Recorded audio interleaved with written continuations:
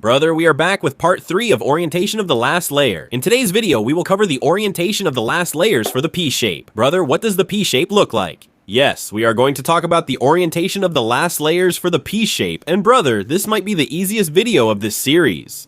Brother, P shape is made here. You can recognize it from the top, from every side, but when you look at the sides, there will be one side where only one edge has yellow, like this one, this side. Look at this. There is no yellow here, there is no yellow here. Here all three have yellow, but here only one edge has yellow. In this too, there will be a side where one has yellow on top, like this. Both of these have yellow. Now what will be your holding position? You guys have to move this yellow to the back, and this one's yellow to the back as well. Both of their yellow edges have gone to the back. Now look, one has a bar. We'll call this a bar for now, okay? These are three colors, so we'll call this a bar. One's bar is on the left side, and it's on the right side. So the one whose bar is on the left side, okay, this will be the holding position, and its algorithm is this. Small f, sxc, r, u, r prime, u prime, small f prime. Bro, if you guys don't know what this algorithm is, SECC move is the undisputed king in the world of cubing, bro, this algorithm. And as for the second case, where we put the edge piece at the back and its bar is on the right side, here it's the same algorithm, same?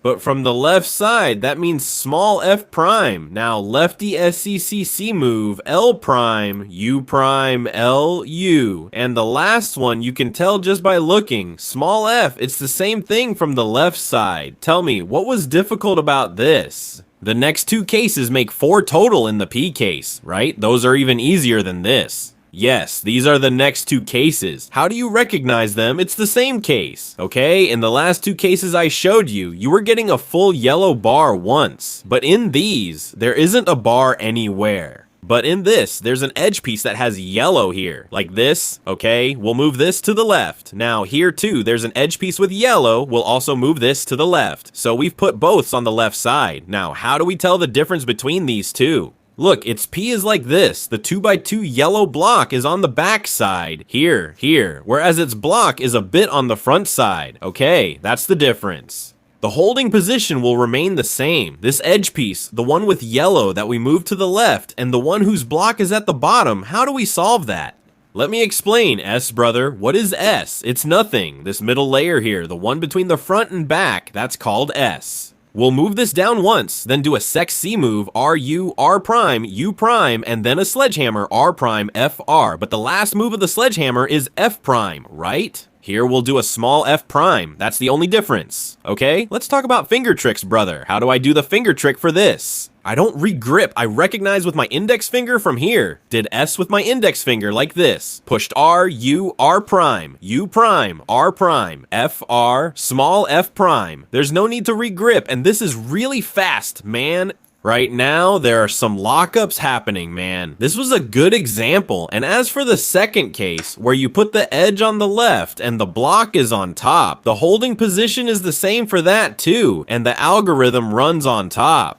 You guys will have to remember the first two moves, R prime, U prime. Yes, bro, you'll have to remember R prime, U prime. Okay, after this, you have to do F inverse SECC, F prime. Now, bro, what is inverse SX? I said it again, R prime, U prime. Before doing inverse SECC, do F once, then inverse SECC, F prime. And you can tell just by looking at the last move. Now let's talk about some finger tricks. While I'm here, I don't re-grip it.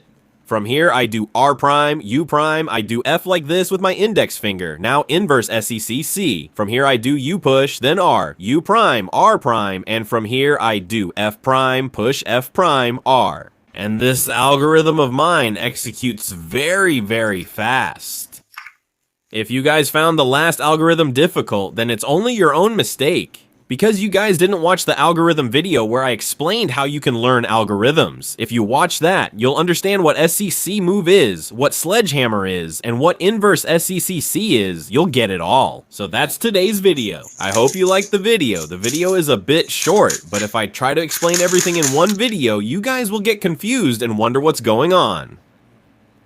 So I'll explain 4, 5, or 6 cases at a time, so you can remember them easily and enjoy learning. I have 4 more videos and we'll be able to remember all 57 cases. And I think, bro, let's end this video here. Subscribe, guys.